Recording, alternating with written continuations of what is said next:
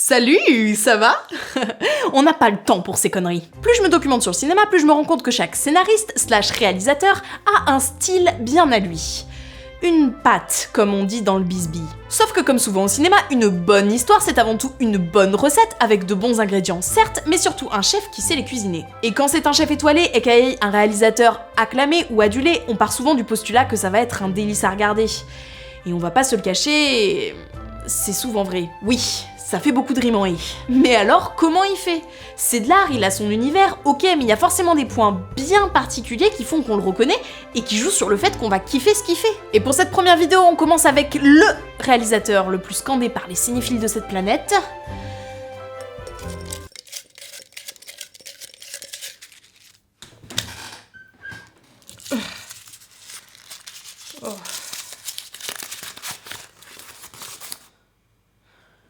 Tarantino. C'est ainsi que, vierge de toute expérience, elle se jeta dans le grand bain. Titre. Mettons les choses au clair. Mettons donc des lunettes, car nous sommes des gens sérieux. Mettons les choses au clair, je n'ai jamais vu un seul Tarantino de toute ma putain de vie. Pourquoi je sens que vous me jugez, là? Donc c'est parti pour ce marathon fragmenté spécial Tarantino. Oui, parce que je tiens quand même encore un peu à ma santé mentale. Vous êtes prêts? C'est parti. One eternity later. Ça y est! Le savoir m'a été transmis. Ok, premier élément pour faire du Tarantino. Être Tarantino, non je déconne. Premier élément pour faire du Tarantino. Faire des refs. Beaucoup de refs. Voire du copier quasi collé sur d'autres films que vous admirez avec des valeurs de plan identiques. Et si on vous accuse de plagiat, bien, dites que c'est un hommage. De toute manière, vous aimez le cinéma, donc c'est forcément un hommage. À titre perso, après avoir vu tous les films et toutes les refs, je trouve pas que ça soit du plagiat du tout. Mais bref, je reviendrai là-dessus plus tard. En parlant de refs, la musique. Idéalement, elle est tirée du pop-rock des années 70 ou 80, accompagnée d'une bonne séquence de danse où tout le monde prend énormément de plaisir à être là. N'est-ce pas? Ou alors en total décalage avec la situation, voire même l'époque où se déroule l'action. Écoutez, au moins ça a le mérite de marquer les esprits. Reprenons quand même la base de la base pour créer une histoire, les personnages. On va pas s'étaler, mais l'idéal serait que votre héros soit un anti-héros. Un héros qui rentre pas vraiment dans les codes tradis du héros en gros, sans pour autant être détestable et si possible motivé par la vengeance. Et des exemples d'anti-héros dans les Tarantino, c'est clairement pas ce qui manque. Ah oui, et vos personnages jouent un personnage, surtout quand ils vont tuer quelqu'un. C'est-à-dire 80% du temps en fait. Et surtout, ils restent très professionnels et détachés. We'll be putting on an act. You'll be playing a character. Ouais, bah tu crois pas si bien dire, Dr. King. Rappelez-vous que pour Tarantino, le crime n'est qu'une profession comme une autre. Mais ça reste quand même du sérieux. Et comment qu'on sait que quelqu'un il est sérieux? Parce qu'il porte un costume. Évidemment. Et dans les films de Tarantino, ça arrive très souvent. À ce sujet, il va falloir qu'on m'explique. Je pense qu'il y avait une promo à Hollywood pour les films de Tarantino parce qu'il y a minimum un perso avec un costume à chaque film. C'est hallucinant. Bref, pour rendre vos personnages intéressants, va bien falloir les faire parler.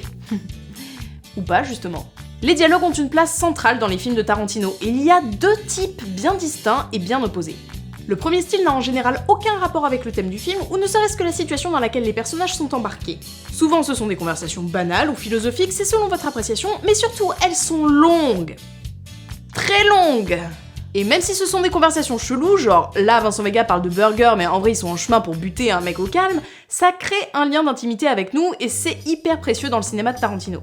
Le deuxième style est le total opposé et réside dans les non-dits. Et c'est là où pour moi Tarantino est fort, parce qu'il nous montre la différence entre attiser notre curiosité et capter notre attention. Je suis curieux de savoir pourquoi vous êtes si curieux de savoir. Avec un long suspense qui fait appel à notre imagination, certes, mais aussi grâce à un vieux principe qu'on appelle The Bomb Under the Table, traduit par une personne comme La bombe sous la table, je suis bilingue, bonsoir, de Alfred Hitchcock. Pour vous la faire courte, si au cours d'une scène une bombe explose sans crier gare, exactement, c'est un effet de surprise.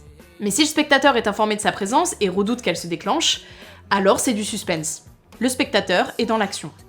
Et Tarantino aime bien jouer avec le temps. On peut prendre l'exemple dans la scène d'ouverture d'Inglourious Basterds, mais aussi dans Pulp Fiction où le temps se ralentit malgré le caractère urgent de la situation. Ça fait écho à une autre pratique que kiffe Tarantino parce qu'il a dans les westerns, les impasses mexicaines. Mais si, vous savez, quand il y a au moins 3 pélos qui se pointent des flingues les uns sur les autres, et si un seul flanche, bah ils meurent tous. Je veux rentrer chez moi. En parlant de crever, meilleure transition de toute ma chaîne, je pense. N'oubliez pas qu'il faut de la bagarre, de la baston, des tirs gratuits, des tirs pas gratuits, de la torture, bref. Buter des gens. Parce que... pourquoi pas? De préférence par surprise que tu t'attendais pas à ce que ça arrive. Là, maintenant, tout de suite, dans l'immédiat. Et qu'on a mal rien qu'en le regardant. Mais surtout, il vous faut du sang. Plus que pourrait en contenir un corps humain. L'hémoglobine est genre votre nouvelle meilleure amie et je veux une tache rouge sur tous les plans en permanence. Il faut en mettre de partout. De partout. Faites-en jaillir des murs, mais j'en veux de partout. N'hésitez pas à nous faire découvrir des zones corporelles par lesquelles on n'aurait jamais pu penser en voir jaillir, et petit plus, ça peut défier les lois de la gravité et de la biologie, évidemment, hein, y a pas de souci, genre là, expliquez-moi comment cette tête a pu finir en arroseur automatique. Faites prendre un maximum de drogue à vos personnages parce que... pourquoi pas? Faites-leur dire des gros mots comme si c'était des ponctuations parce que... Well, I'm a mushroom cloud laying motherfucker. Pourquoi pas? Filmer des gens qui se regardent dans des miroirs et petit bonus qui s'auto-encouragent parce qu'ils se trouvent un peu trop seuls dans des situations un peu trop merdiques. Fucking Beretta, they believe every fucking word because you're super cool. Donnez-vous un second rôle parce qu'on n'est jamais mieux servi que par soi-même et que vous pourrez sucer... des pieds... et filmer des pieds... des pieds... et des pieds... et encore des pieds, parce que... pourquoi pas? En parlant de plans, laissez-moi vous offrir le starter pack des plans à caser pour devenir Tarantino. Premièrement, ouvrir un coffre de bagnole et filmer en contre-plongée. En général parce que vous avez un cadavre à cacher et qu'un des personnages l'aura de préférence abattu dans une voiture. Faire des plans zénithales histoire de montrer que les perspectives d'avenir du personnage sont aussi plates et écrasées que celles de l'image. Faire discuter vos personnages pour des trucs hyper importants et surtout criminels autour d'une table, dans un lieu public. That's a good idea. Bah oui, parce que tant qu'à faire, la discrétion avant tout, n'est-ce pas? Faire des plans en 360 pour nous donner l'impression d'être à la fois dans la narration et perdu dans la conversation, ou juste autant dans la confusion que les personnages. Et enfin, faire suivre les gens de dos, parce qu'on adore être complice de crimes dont on ne connaît pas les tenants et les aboutissants. Et petit bonus, si vous arrivez à faire des références à du cinéma d'action hongkongais, franchement... c'est le pied. C'est tout pour Tarantino. Il est fétichiste des pieds. Du coup, c'est drôle, parce que... Et dernière étape pour que votre film soit parfaitement tarantinesque, les écrans titres. Chapitres ou définitions, ce sont des éléments présents dans la narration de Tarantino. Et je pense que le mot narration correspond parfaitement à son style. Je vais sûrement me faire des ennemis en disant ça, mais je trouve que les films de Tarantino sont des films à chapitres. Littéralement comme un roman, mais filmé et très assumé.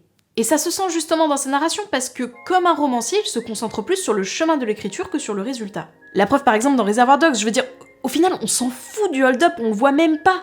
On se concentre beaucoup plus sur les personnages et leur histoire. Depuis tout à l'heure je déconne en vous sortant des... parce que... pourquoi pas? Mais c'est quelque chose que je pense vraiment. Je vais pas faire l'éloge de ces films parce qu'il y a plein de choses qui me gênent dans le cinéma de Tarantino. Par exemple, mais aussi les bruitages qui sont toujours plus exagérés et chelous.